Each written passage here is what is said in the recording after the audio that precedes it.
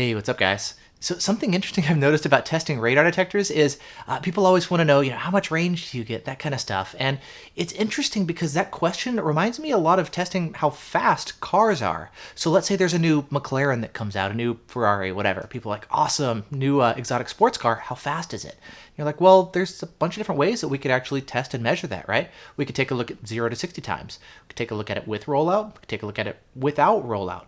We could take a look at the quarter-mile drag times.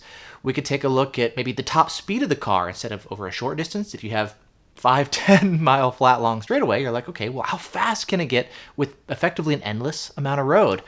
What about instead of just top speed times, let's say you're on a track with a bunch of curves. Now you're also considering things like the handling of the car or the braking of the car, right? Things like that, it's going to start getting factored in as well, not just raw power of the car. And so how fast the car is going to depend on a number of different factors and actually different ways of measuring car speeds is actually going to depend on different aspects of the car. Acceleration, top speed, handling, braking, what kind of tires do you have? What about the surface of the track? There's so many different things that kind of go into this, right? And so to say, how fast is the car? You're like, well, there's a lot of different ways to measure that. And with radar detectors, it's actually pretty similar with the exception of the fact that we don't have a lot of good standardized ways of measuring that. We'll set up a radar gun, you set up a course, basically drive down the course and see how much range you get. But the results that you're going to get will vary depending on a variety of different factors, both on the course and on the detectors. Different courses will test different aspects of the detectors. And so that's one of the reasons why it's kind of hard to say how much range you're going to get because it really varies depending on how you actually construct the test. Now, one really common way to test out different cars and compare how fast they are is to put them all on the same track. Say maybe the Nürburgring, for example. Maybe you're testing different cars with different drivers over the course of many different years, but you can directly compare the results to see which cars are faster and how things improve over time.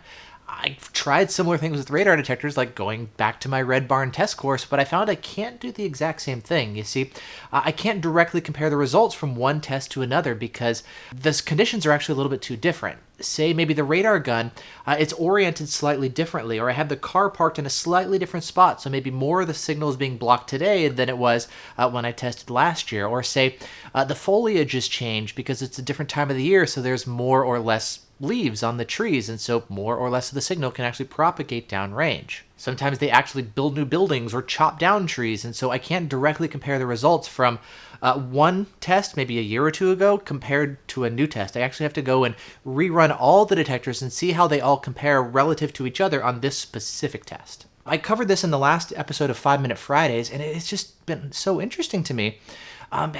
You can have two detectors with the exact same level of sensitivity, and they can actually test differently in the course. You may see things like the way the processing is done, or let's say the sweep speeds. Let's say super far away, you just get this little blip of radar. A detector that can alert to a very brief signal will alert in that really distant fringe spot. If you take a detector that maybe sweeps slower, it may actually miss that quick blip of a signal.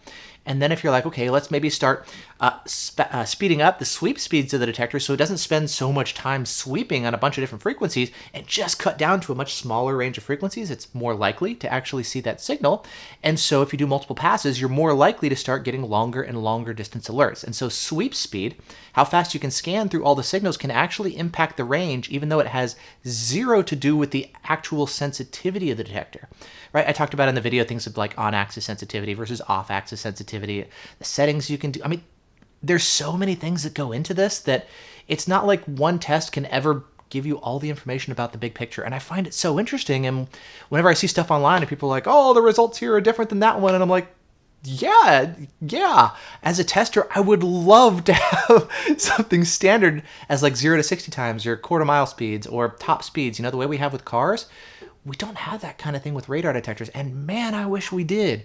Same thing for measuring, blind spot filtering capabilities. There's so many things with how many cars can you filter out. Can you filter out at longer distances, but then it falses at shorter distances, and when you get the alert, do you get just a little blip of an alert, or do you get a full tilt, just bam? Like the alert presentation is a big factor. If we're comparing cars, it might be convenient to just say, which car has the most amount of horsepower? Well, the one with the most horsepower or the more torque, all other things being equal, is going to be the faster car. But not necessarily, depending on how you're testing, depending on how the course is set up.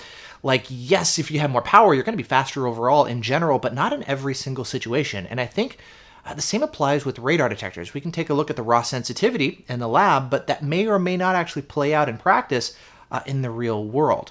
And so there's a lot of factors that go into this besides just sensitivity alone, just like there's a lot of other factors that go into car speeds besides just how much horsepower you have under the hood. This stuff is so much more nuanced than just a simple answer of what detector gives you the longest range or what detector is the best at filtering out false alerts. And that's always been really interesting and honestly kind of a struggle to quantify in a really simple way. And so it's something that I've been thinking about a lot, both when it comes to doing tests and reviews in general, and also when I see what you guys have to say and your thoughts and feedback on, like, well, I looked at 5 different tests and they're all starting to say slightly different things. Why does your test show this detector does a little bit better, but then 4 other people tested and in their course they find other detectors do better?